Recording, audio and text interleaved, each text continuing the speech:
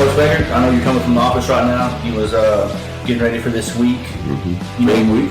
Yeah, game week against Mac. You know, we had the scrimmage on Friday. After the scrimmage on Friday, how does that, affect your planning for this week? You see anything different you need to work on? Oh yeah, obviously that's why you scrimmage, get those, and we're doing one scrimmage this year. We're playing week 0, so you got to get them bugs out, and there's always mistakes, and not everything is as consistent as a scrimmage as it's going to be on game night. You're looking at different kids in different positions and different groupings and see what kids work well together and things like that. So, at times, things go bad when you're doing that. You can try to see what kids can do and see what you can do. And you want to look at that. You want to look at that and make those mistakes in an environment that doesn't cost you, Right. So there's obviously, some things that we need to get better at. We got to fix some things that were uncharacteristic of us in ways. And then there were some really good things and still some really good things out of some individuals at different places. So, as far as that goes, we'll get those things cleaned up. I think our kids know. I told them, from a defensive standpoint, scrimmage night was just good enough.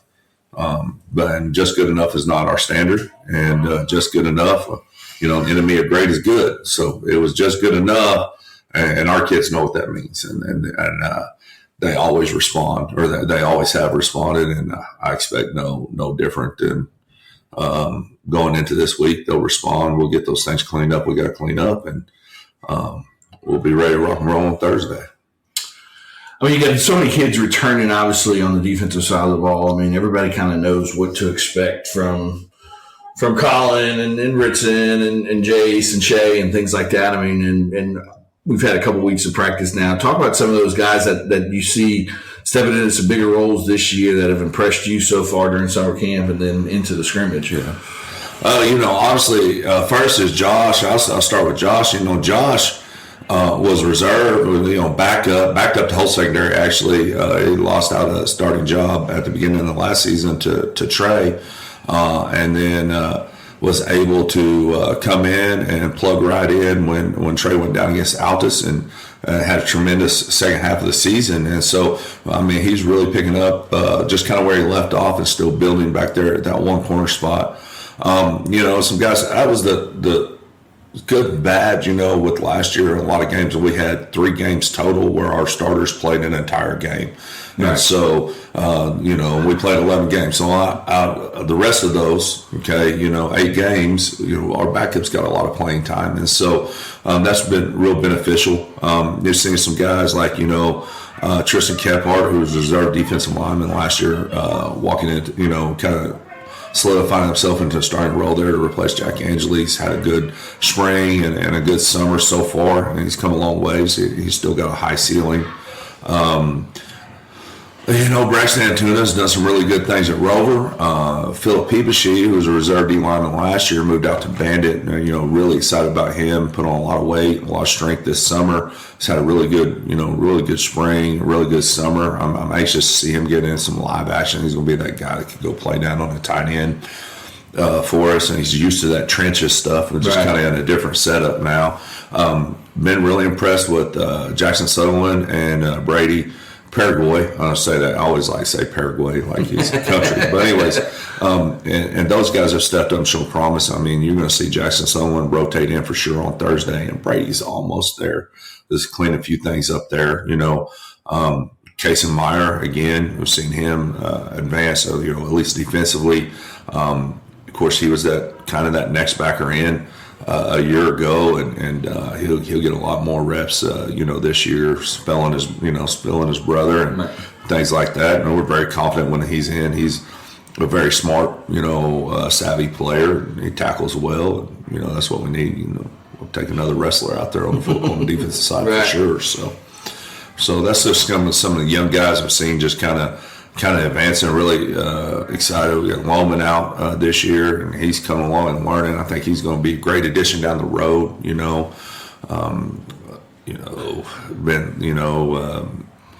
Joey and Corday have shown some promises at things, and they're growing and learning, I think. And so, it's bright. We'll see Hudson Bagley over on the defensive side of some of the ball some this year, where he didn't really slide over there much a year ago. You'll see a little bit of Jackson Deal probably, so excited, that 8th grade group we had that were 9th grader a year ago, they're sophomores now, was a really good, good group, the game is 8th graders, lost one last year, sort of, 9th grader, but I mean, they won a lot of football games and they play a lot of football together. So, we're excited about that class as they start to come into their own too. So we had, Bryce Martin did pretty good scrimmage. Yeah, Bryce did. We got a battle between him and really kind of him and Gabe, and it's battle along those things that we've been kind of talking to Bryce about needing to fix and need to work on.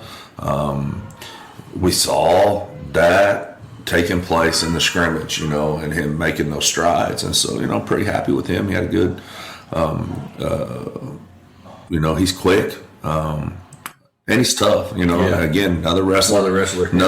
He can go tackle and things like that, and and he knows how to play to his strengths and how to defend against his weaknesses, and so he had a good, that was really good to see him come along a little bit in that scrimmage and kind of, was pretty happy with that for sure.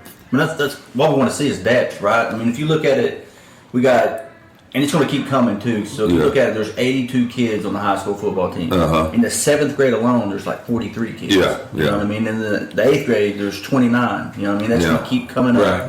So the depth's going to keep coming, and it's a good problem to have. Yeah, it's a great problem to have. And, we're at one of those schools, like, transfer rules blowing everything up in high school football, but we're in one of those weird situations where we don't really take transfers at Elgin. We're full and stuff like that. So, we get a few move-ins here and there, and that's great, but mostly these are Elgin kids that have gone through Little League. They've gone through junior high football here into high school, and we just build them, and Coach Hill does a great job on the strength conditioning side of building their bodies, and I think we got a tremendous coaching staff at all levels that do a good job of developing those players. And like you look at it, our 9th graders, 7th graders, they won one game. As 8th graders, they won, we're like, oh man, this class is not real good. And then as 8th graders, they won 4.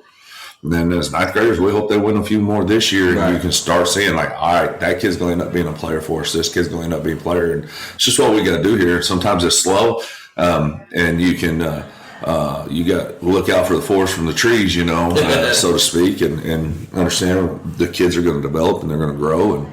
And I think we do a really good job here, and that's what's built this program, and that's preceding my time coming, since Coach Wyatt and Coach Castro and them guys have been here. They kept the eye on the prize and they played the long game on it and developed this program. And I got fortunate to come in and be a part of it. And I hope I'm adding to that now as we continue to do the same thing. It's a part of our program. So what we do, it's shown to work. The process that we have works, and we just got to continue growing that.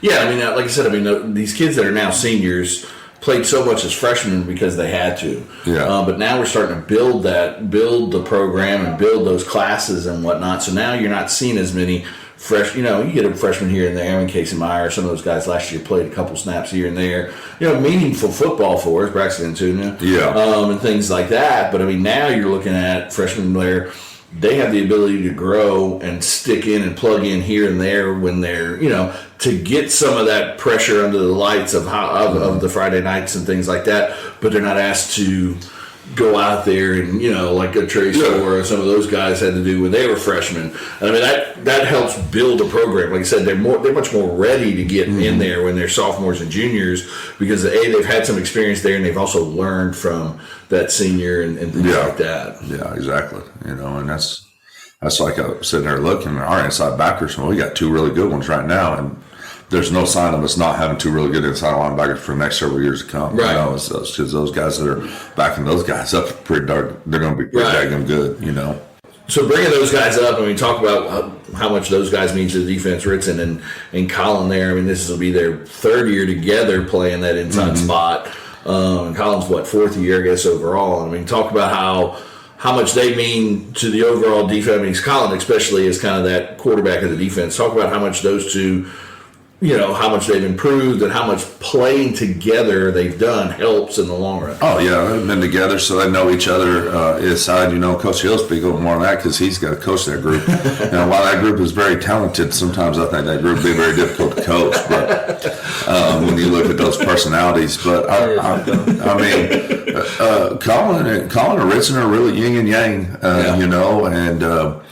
Ritson's a dynamic football player. You better know where he's at on the field, whether it's a running back, whether it's a linebacker, when we move him out on the edge, or whatever we do with him. You better know where he's at because he's going to make a play, and he's going. And you think you might have him, and you don't. He's got that ability, and it's just kind of a special go. And then those lights come on, man, he lights up, and he's going to make plays. And Colin is that methodical,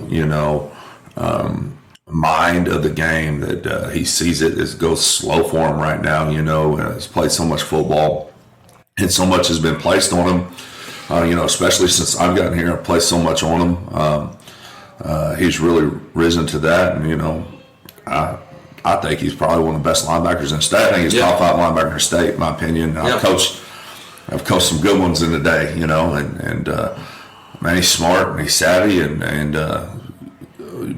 better have your stuff strapped up when he's around because he will. We don't call him CD 187 for nothing. I promise you. Right. So kind of talk about those linebackers get to roam free and things like that because of the D line. Obviously everybody talk a little bit about the D line, what you expect from that group. I know you talked about Kephart kind of stepping in there for that jack role, but you still got 2 stalwarts there and 2 very, very good football players in Jace and Shea. So talk a little bit about the defensive line, what to expect from those guys this year. That's the defensive line's play a lot of football. That's probably the biggest. Defensive line was probably the biggest change that was made when I came back from what they were doing to what they do now, how they play, how they key, how they react to certain things. That was my baby. I'm a D-line coach by trade. This year I've gone to outside linebackers because that's where the need. Coach Parks done a tremendous job taking over that D-line, and feel real confident about that. So it's an experienced group. Even Tristan, he's been 2 years with me down there. So he's had that experience. Coach Hudson, in that, Tucker is new. He's a new guy that he's learning how we do things. It's a little bit different. Just always got to tell him, get your eyes right, and trust me, I promise you, it's going to 98% of the time. I promise you, I'm not lying to you. That 2%, you can blame it on me. 2% of the time it may be wrong, but I promise you, 98% of the time I'm not lying to you. It's going to be right. And they learn, and once they get it, it clicks. They go, yeah, you talk with me and Shay and Tristan were talking. I was like, yeah, it works. Don't Shay trust it? Telling Tristan, Shay goes, yeah. And you saw him develop from a guy, not many reps on defense, to, he's going to go play college football defensive line. Right. He's a tremendous player. You better know where 77's at. Yeah. And so, this is an experienced group, even the young guys. And so, they keep developing. We go get after it. We don't do the old school, try to hold you up and put our hands on you and block the offense. You better block us up front. Right. Because, I tell those guys, if they can single block us up front and get off on our linebackers, and then we're not going to be very good. We'll force them to double and try to combo off and get things. And when you do that and you give our linebackers a little bit of space, you know what we got there. So it all just ties together. Everybody's got to do their job. That's one thing that we did, from the scrimmage that looked, it's just got guys who we preach, play hard, get to the ball, play hard, make plays.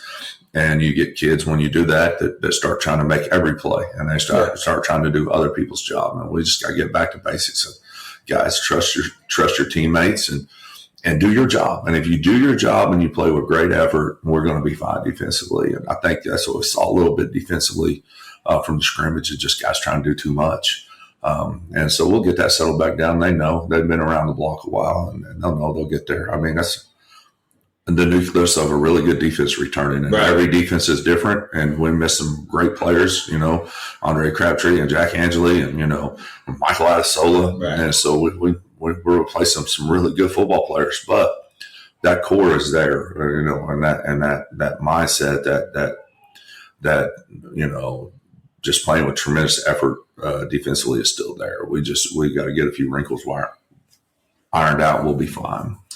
No, you mentioned Coach Parker kind of during that situation that he's the line coach. Talk a little bit about kind of him and how the addition to him to the staff and how that's working and what he brings to the defensive side of the ball for you. Well, first he's a high energy guy. He's like I thought I was crazy, and then I thought Coach Hill was crazy, and Coach Parker may be crazier than all of us. I don't know how you three are going to coexist. It's great, but he's a little different crazy. He's an exciting guy. He brings a lot of energy.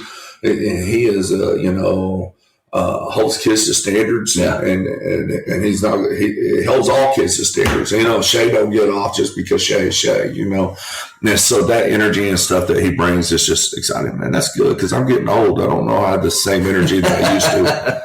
So he brings that energy, and he's great help. Anything you need to do, Day one of football, we're getting equipment out. What equipment do you need? Whatever. So I need this. I'm going to need the tech sled. And it's kind of a pain. You got to go get the dummies and everything. But I said, but I'll go out there and get it later. I look up there. He's already got a tech sled set up for me. He's got it set up. So he's that guy, man. You need anything. He's, he don't have broken hands. He's going to jump in there and go to work. And so I love that. Things he don't understand about with our defense. He's just learning the system too. He's right there. He asks questions. He don't shy away from that.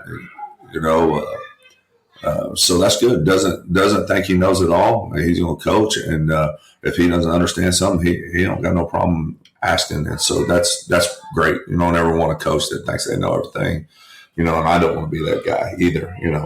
So that's been great, and we just looked at it, as a staff, and Coach Parks is an old line guy too, and when we looked at it, we knew that we were replacing both inverts, and that was a spot of particular need that was going to take a lot of coaching and stuff, and losing our inverse coach. And so I said, that's what we do. So I'll go coach inverts, and Coach Park come in and coach D line. And I thought the transition period would go good for him because of the experience that he had there to transition and really learn our defense and how we do things. And I think it's been a great transition. It's worked out really good. I hope that our outside linebackers will be able to overcome their coaching. But I think it's worked out. I don't think that D line's missed a bit. I don't think they missed me down there at all. Maybe a little bit. Coach Park is a little different on the rotation. So I think that first day out there, those guys were like looking at me like on rotating. I said, "Don't ask me. I'm not your coach outside linebackers. Ask Coach Park." So talking about those inverts, like you were just talking about those outside linebackers, obviously we lost two pretty good ones last year in Andre Crabtree and Peyton Christensen. So just talk a little bit about kind of some of those guys that we – I know you mentioned Jackson Sutherland, but kind of talk about some of the Philip Petersy, but talk about some of those guys that are stepping into that role and kind of what they bring to the table. He had a good scrimmage, Jackson did. Yeah, Jackson Sutherland's had a really, really good start to the season. Yeah. He's really come on and kind of started down there third on that depth chart. He's up there at 2, and him and really he's that swing guy that can play either bandit or rover. He can play both spot. And it's allowed us to step out of Eaton back a little bit to focus a little bit more just on offensively. He's a tremendous weapon there. We do so much with our outside linebackers. It's such an important part of our defense. We're a little different than say like Mac. We're both 3-4. Mac's going to bring it. They're going to send inverse. So we're a little different. We ask a little more different things or our guys to do. So you got to be a really good football player. You got to be really unselfish to play there. And so, it's been a challenge, and it was like, all right, who's going to play it? Who's going to do it? And we start moving people around and moving pieces. And, every now and then you start moving pieces, you hit on a lucky spot one there, and like we did a couple years ago, moving Jack down to 4 and moving Philip out to the Bandit. It's been really good. He's really flourished there, I think. And he's still got a long way to climb and go and get there, but there's flashes there. And Braxton Antoon is just he is a dynamic player. He's that replaces that dynamic player in Peyton Christensen that you really got to account for. And you give him any kind of space, and he can go make a play. And so he's been working there. He was inside linebacker as an 8th grader, and we moved him to outside last year to start learning. And it's some growing pains for him, but he's a super physical, quick, go get at you. And so, again, another wrestler. And then you take Jackson Sutherland, and really, he's a swing guy, and it's funny because you watch him and he's almost, I see flashes of time when he's playing that Bandit and how he plays and plays physical there, like a little bit of Andre. Yeah. Not as big as Andre yet. Yeah, he's on I see that, but then I can also move him out of space in that rover area, and he can do, he's pretty savvy and getting some things done. So, man, he's been really good, and Brady has really just come a long way in a short period of time. We clean up some assignment things and stuff like that with him, and he's just go right now, which is great. I always talk about that. You can solve a lot of things. Right. You can solve a lot of mistakes with violence, and that's kind of where Brady's at right now. He's go. So we clean up some assignment things and understandings for him, and he's going to be right there in the mix too. You're going to see a rotation at outside linebacker. You'll see for sure 3 guys, if not 4 guys, on Thursday out there playing, different guys playing outside linebacker, and just. We got some different personnel that we can throw at for different personnel. And so we're excited about that. I'm excited about the way that group's come along. Yeah. Is it as good as it was a year ago? Probably not, but we'll get there. I think so. Then just got to keep working at it. And then last but not least, we kind of touched on pretty much every aspect of the defense other than those 2 safeties in the back. I mean, those 2 guys, obviously have also played a lot of football together. But talk about those 2 and kind of what they bring to the table. Talk about Brody and Hunter. Like I said, both of them have played a ton of football and still have a lot of football left in front of them. And so talk about those guys in the back end there. Brody just keeps getting better and better every year. As more and more he plays football, he's a late addition of playing football and just kind of got some natural gifts, man. And he is funky and he's got good ball skills. A good tackler. He's dynamic. He's a center fielder back there.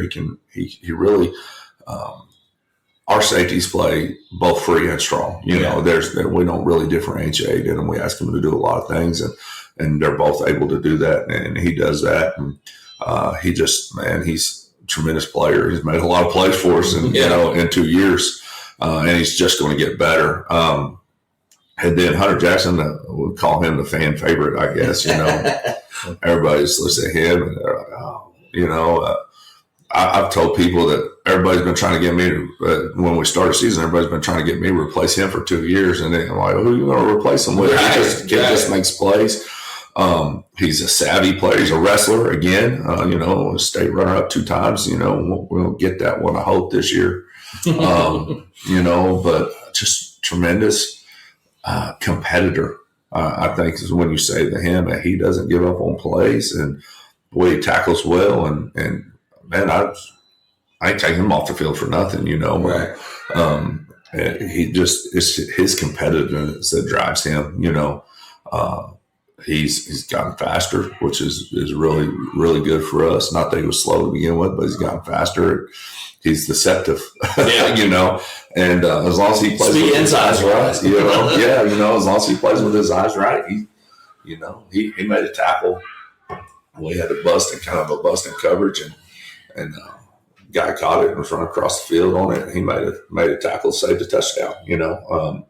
That's just the way he is. Last year, Weatherford, I think Mike slipped or Josh slips or somebody slips. I think Mike slips and falls and see Nixon is supposed to be the number 1 player in the state, catches it, and I'm like, oh boy, we're out the gate here. And Hunter gets on source, gets over there, tackles it. They got snapped again, they don't score. And it's that effort. That even if I can't get there until that guy's at the 1 yard line about to score and I tackle it, that's the effort we got to play with, because I've seen that happen and then force a fumble on the next play and they don't score.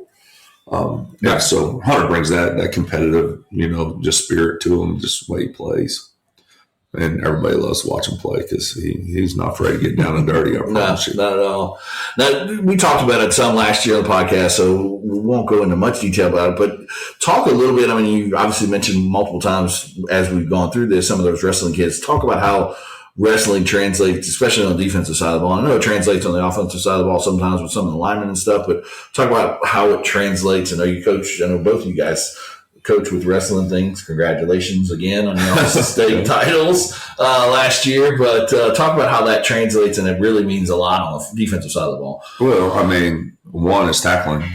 You look at the way we teach tackling, and when we want to tackle low, we want to tackle up top, and I mean, tacklers shooting a blast double, and we got guys that can do that, and in rudimentary terms, but I think it goes back. First off, I think wrestling is the toughest individual sport that there is that kids compete in, and maybe you say MMA or whatever. I'm talking high school sports that's out there. I think it's the toughest individual sport that you can compete in. You step on the mat, there's nobody else to blame, but you go out there and you get your butt spanked, you got whooped. I mean, and there's nobody to point a finger at. I mean, that guy was better than you physically, mentally, whatever. And so I think in order to do that and be able to risk that and go out there and just it's something about a kid that just goes out there and gets whooped and he comes back the next day or he comes back the next match and goes and does it again and eventually becomes a pretty tough wrestler. I think that's that mindset, that competition, because a lot of people will not try something if they'll fail at it. They'll get embarrassed by it or whatever. If there's a chance that they fail, they won't really go bare their soul out there. And I think in order to wrestle, whether you're a state champion wrestler or a not very good, I just enjoy it and type wrestler that loses more than wins, there's a lot of guts that it takes to walk out on that mat in front of a bunch of people and do that sport. And so I think the mental aspect of the toughness behind it is something that just creates really good football players. Again, when I talk about Hunter, why I don't like him out there, yeah, he's a great tackler, one. And two, he's a competitor. It's the same thing. Braxton Antuna, he's a great tackler, dynamic, but he's a competitor. And so I think that just that competition aspect and just that they know how to, in a football game, it's great to say I'm a dominant player, but there's times you're going to get beat. There's times that you're going to get blocked, or you're going to you're going to bust on a route, or they're going to catch a ball over you, or you're going to miss a tackle. Bad things happen. It's a game of football. If it didn't, if you could just play a perfect game, it would be boring. Right. You know what I'm saying? And so there's times you're going to face that adversity where you make a mistake or where something happens and you don't win. You get pancaked or you get, scored on or whatever. How do you respond to that? And I think wrestlers are built for response. Yeah. Because I don't care, state champions, Jace Williams, state champion wrestler. He got beat at Gary. How do you respond to that? Hunter Jackson has been beating the state finals in 2 tough, close matches that could have gone either way. Yeah. How do you respond to that? Well, you responded by 2 years ago. You responded by coming back and getting back into the finals again this year, and he just keeps coming back, and he's going to come back, and he's going to go get to the finals again. You know what I'm saying? Yeah. And so they have that just innate ability because it's been ingrained in them to be able to just line up and do it again, be able to step on that bat and do it again. I think that's one thing that makes wrestlers really good football players. Hunter's a no excuse guy too. Yeah, he doesn't make any excuses. No, 2 state finals, no excuse. No, I love that about him. Yeah, I love 100%. So like I said, to wrestle, you have to step on that mat, especially when you're starting, and you have to step out there in front of everybody, in front of your parents, in front of your friends, and take whoopings to get better. You know what I'm saying? It takes a lot to come back and do that again. Right. You know what I'm saying? But many of them not come back, and the ones that do, they end up becoming pretty tough individuals, I think. Yeah, getting your ass over from your parents or something. Yeah. And it's not only rough for you, it's hard for your parents.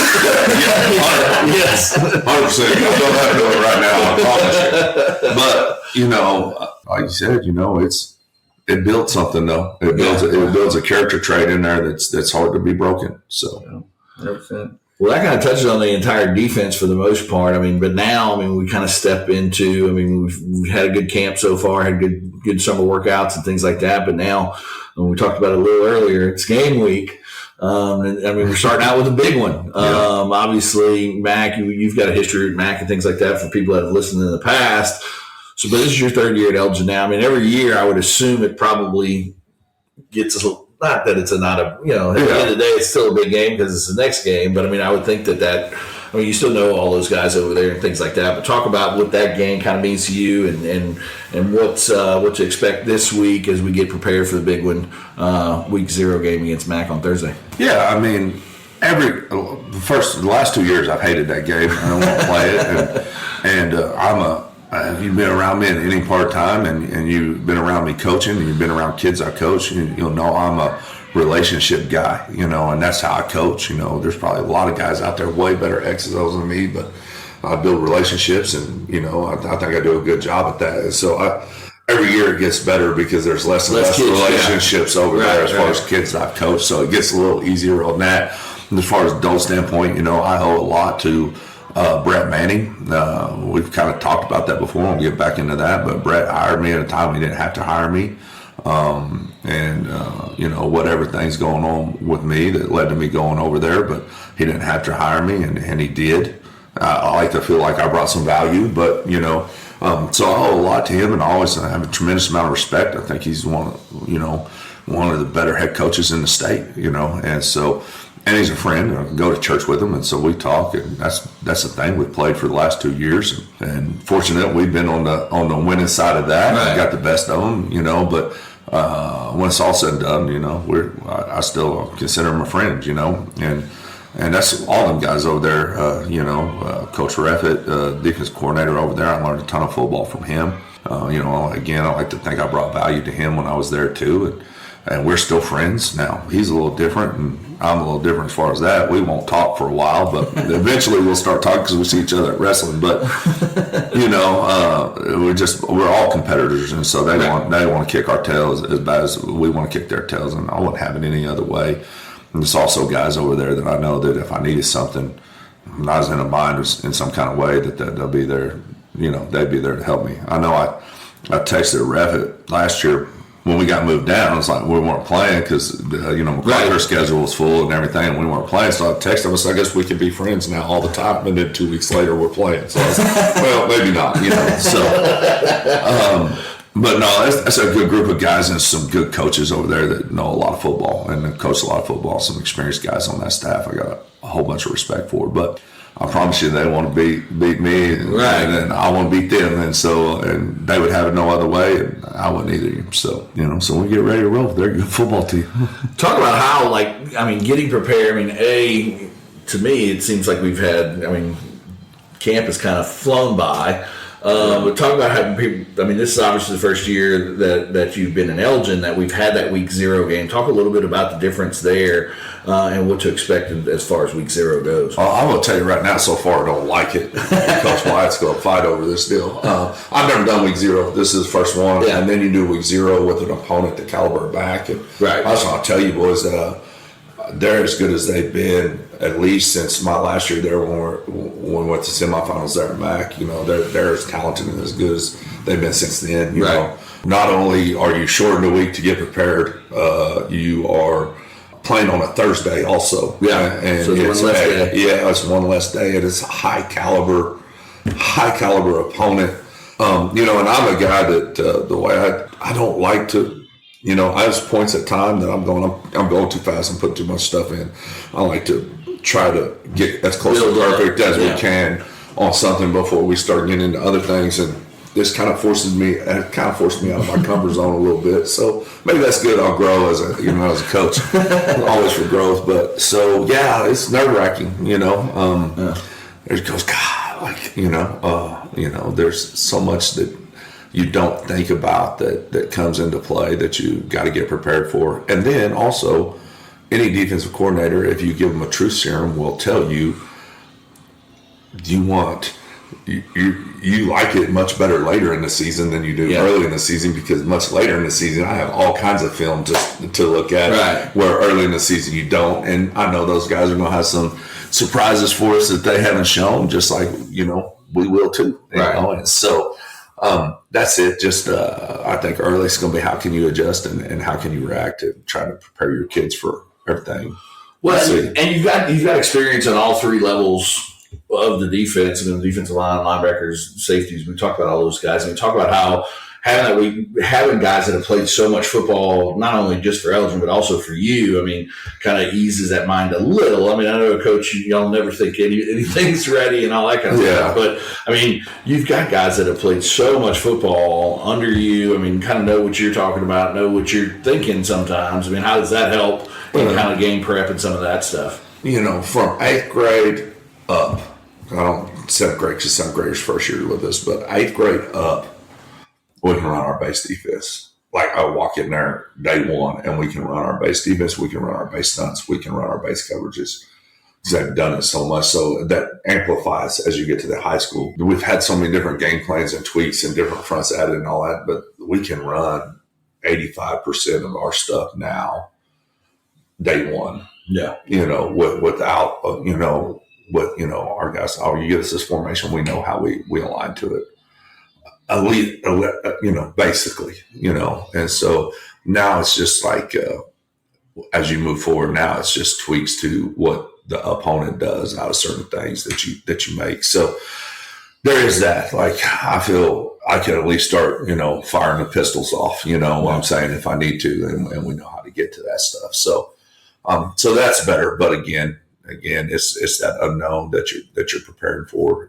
I don't like to chase ghost. And I feel like early in the season, you got to chase ghosts to an extent to have your kids prepared. So, I don't like that aspect. Later in the season, I'm much more, and that's okay. We've played Mac the last 2 years. Week 9, and they're a tough team to prepare for, but you've got till week 9 to get yourself prepared to face them with the challenges that they impose. So this year's a lot more difficult task for the Allison. So we'll find out what we're made of. And at the end of the day, it's a non-district game, and we wanted to toughen up our non-district schedule, and we have. And regardless of outcome, it's going to benefit us as we move on into getting into district play. So, it's just it's hard to look at it that way sometimes, but, that's honest truth on it. Yeah, I mean, that's what they say. There's 3 seasons. Yeah, I mean, it's not preseason, but non-district, district, and then the playoffs. So and we felt like we needed to toughen and stiffen our district up a little bit, or our non-district schedule up a little bit.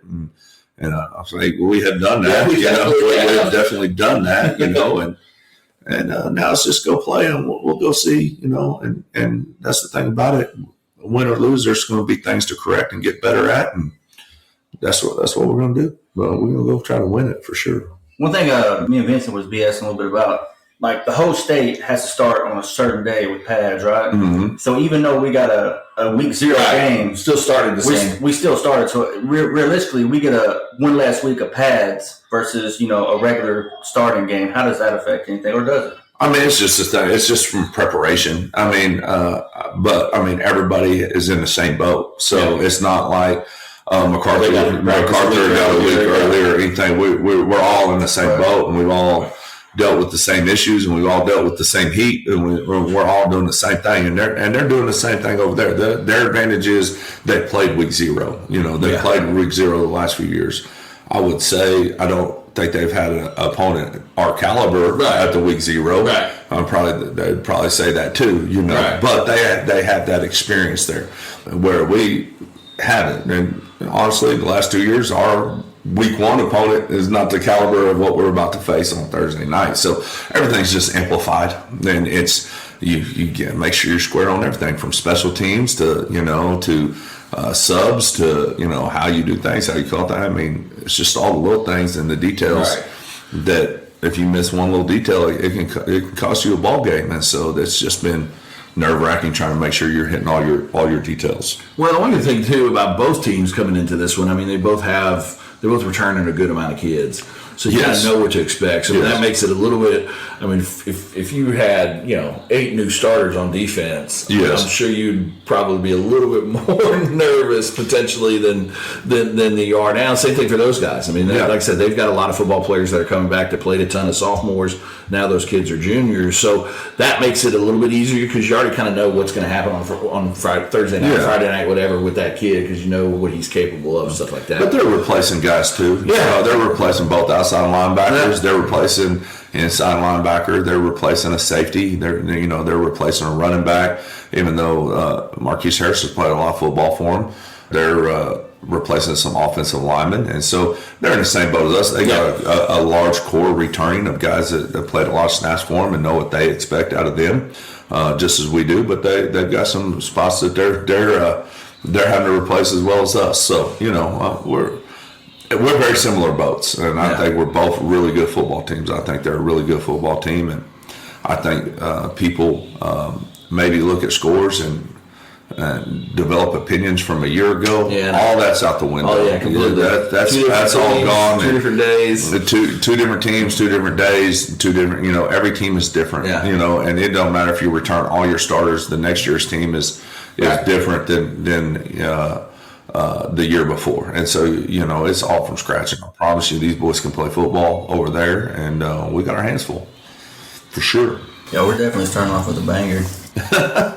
Well, it's fun too. Yeah, thanks, Coach White. Yeah, it's fun too because it has turned. Well, for the fans more than anybody, because it's kind of turned into a little mini rivalry. I know it's only 2 games, but they're right up the street and all that kind of stuff. So it's the first one was great. Obviously the second one went very well for us, but I think that was just a bad night for them. I don't think we were. I think we were a better football team last year, but I don't think we were 50 points better or whatever that was. I think it just kind of snowballed on them there. And this year, like I said, they were turning a lot of playmakers.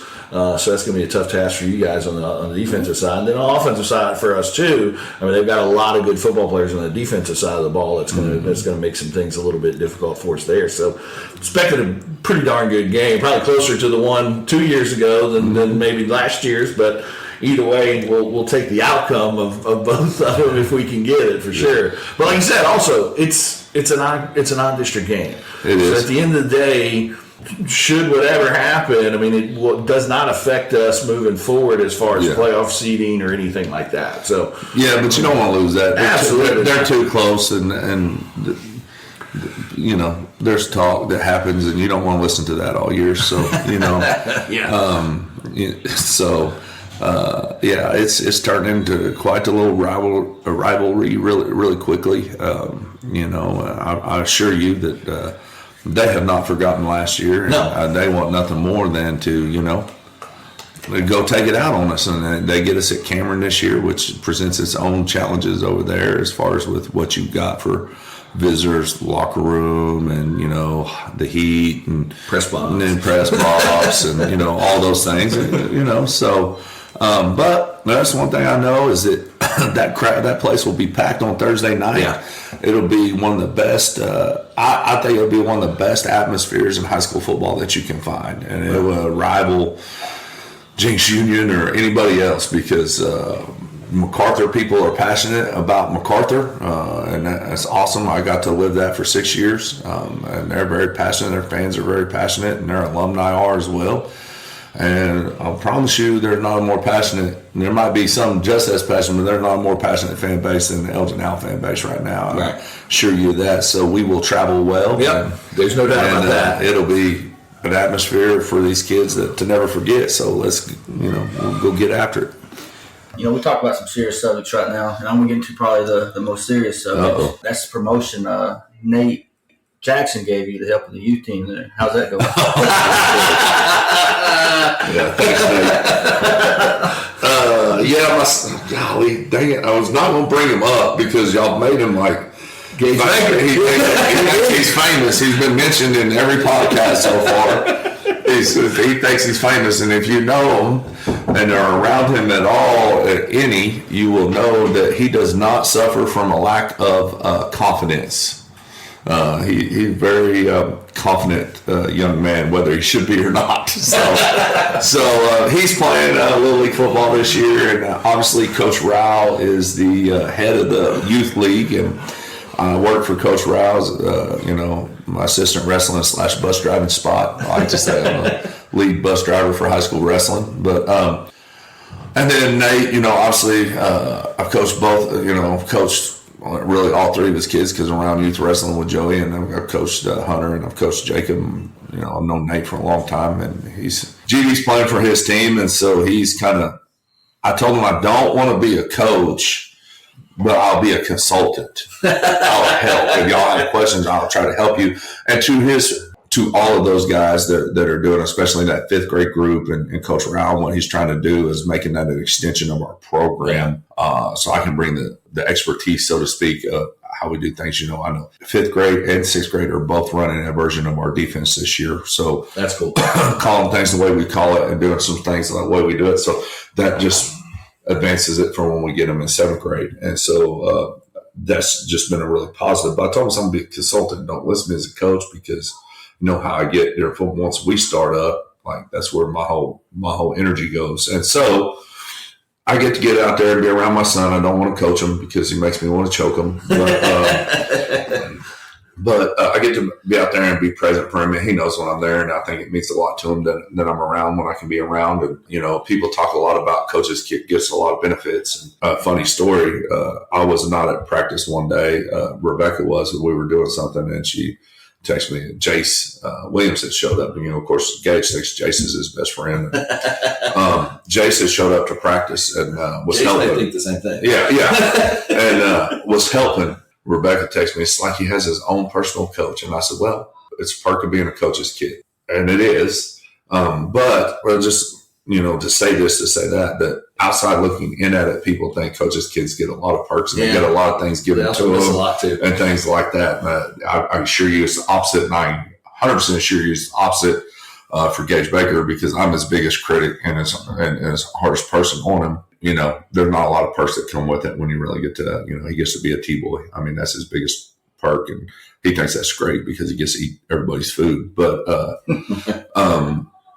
there's a lot of things like, right now I'm up there working, right. I'm not with my kids. And my wife's a coach. Yeah. So everybody thinks they get a lot of these perks and they got it so great. And there are some perks of it, and part of it's having a high school kid come out there and coach you during practice. But I said, so take it. And to Jace's credit, he comes and works with Gage when he can. He's a busy person.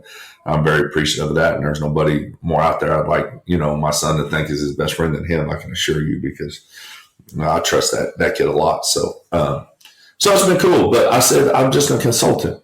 And the first week of practice, or the second week of practice, he calls me and says, hey, one of my coaches is going to be gone. Can you coach this for me? I said, so now I'm out there full go into it. And so then I only know one way to coach, and so I'm like, all right, I'm going to coach, and so he keeps dragging me in on that, but I try to just reserve myself for a consultant role and help out when they need help. I'm very appreciative of those youth coaches. There's positives and cons with youth coaches, I think, but at the end of the day, they're people that are volunteering their time, free of money, to go work with your kid. And I always say, if you want to complain about youth coaches, then go be a coach. I promise you they'll let you help. And so for the most part, especially with that fifth grade group, man, them youth coaches on that fifth grade group, they listen and they've taken anything I've said and, they've incorporated it the best they can. And I'm very appreciative of that. And I think, they're not perfect by any means, but man, they're trying and they're loving those kids and they're coaching hard. And I think the world needs that. So I'm proud to be a part of it. Looking forward to those Saturdays. Yeah. Coach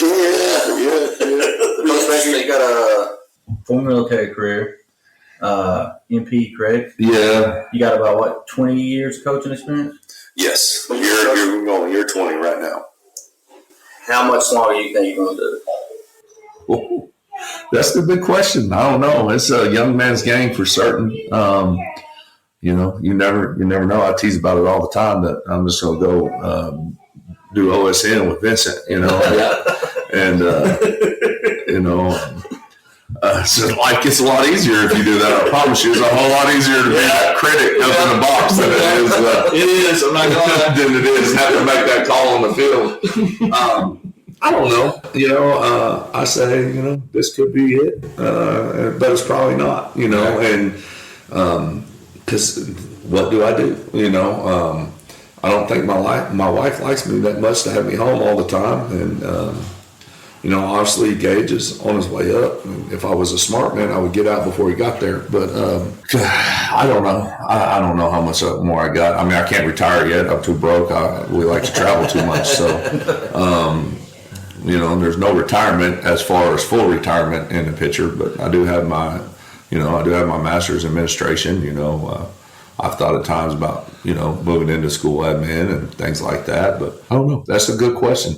I think when I can't put into it what I put into it, and when I can't grind the way that I do, and it drives my wife nuts, I know, and I love her to death, because I promise you, you got to have a special spouse to be a coach, because my family is so great. Both my boys, who are so super supportive, and all of a sudden doesn't even play the game, and he's got his own things that he does. I'm proud of him for that. But man, he supports me, and he's a fan, and he's a fan of me, and I appreciate that greatly. But I don't know, when I can't put into it what I put into it, when I can't when I can't grind and I can't give these kids what they deserve, then it'll be time to peace out and find something else to do.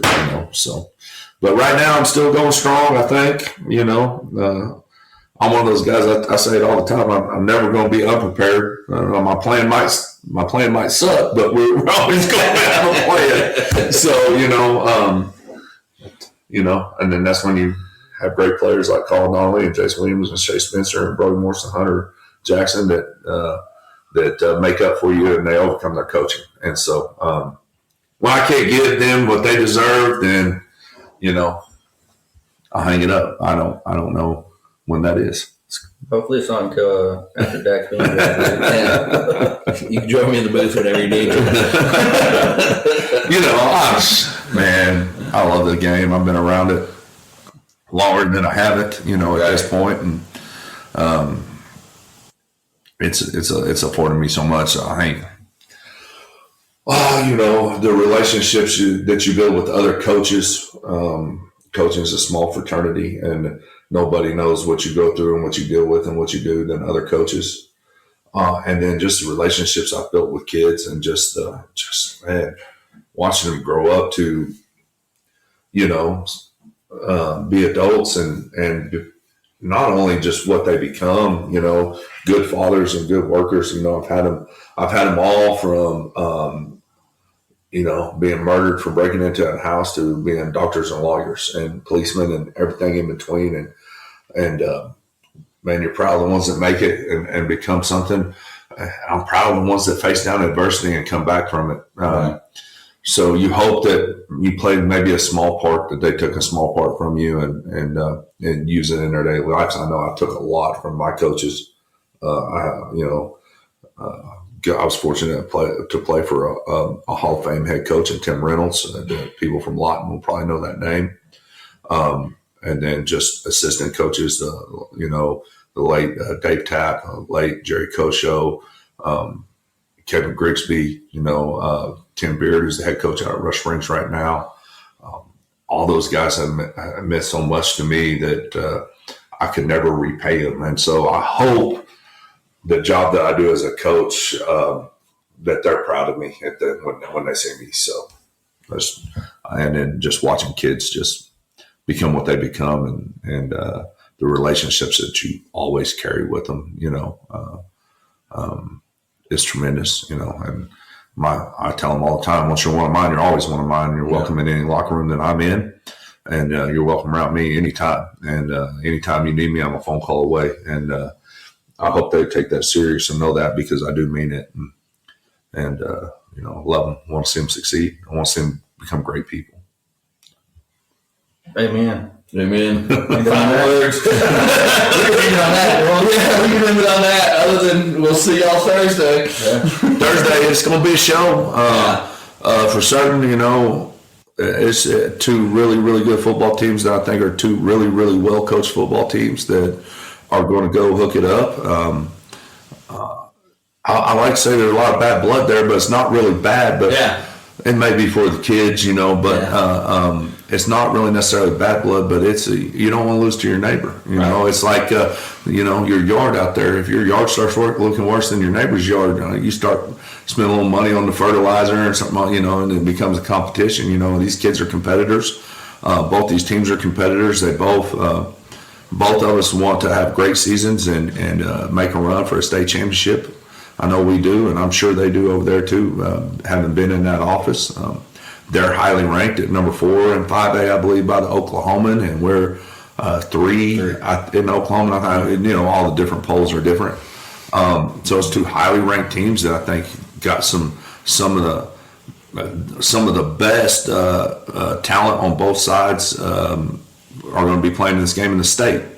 For sure, Southwest Oklahoma, you're going to see some of the best high school football players there are. So I hope those stands are packed. I hope they're rocking. I hope it's a loud, and rivals anything else in the state. And you'll see it all Thursday night. Right now at 7 p.m. We'll see if that holds. Yeah. Right now, 7 p.m. Looking forward to it. I mean, looking forward mainly just to see what this year's team is going to turn into. I mean, obviously, we're not going to know for sure after one game, but like you talked about earlier, and we've talked about the last couple of weeks in some of these podcasts, every team is different. Like you said, even if you return every single person, just the ball bounces a little bit different every year, and things happen, and you just you just have a different identity. So, very, very curious to see what this 2024 version of the Elgin Owls looks like, and looking forward to just the entire season as a whole. Like I said, we're set up really well to make a run at this thing, and I said for everybody in Elgin, hold on tight and enjoy the ride, and let's go for it.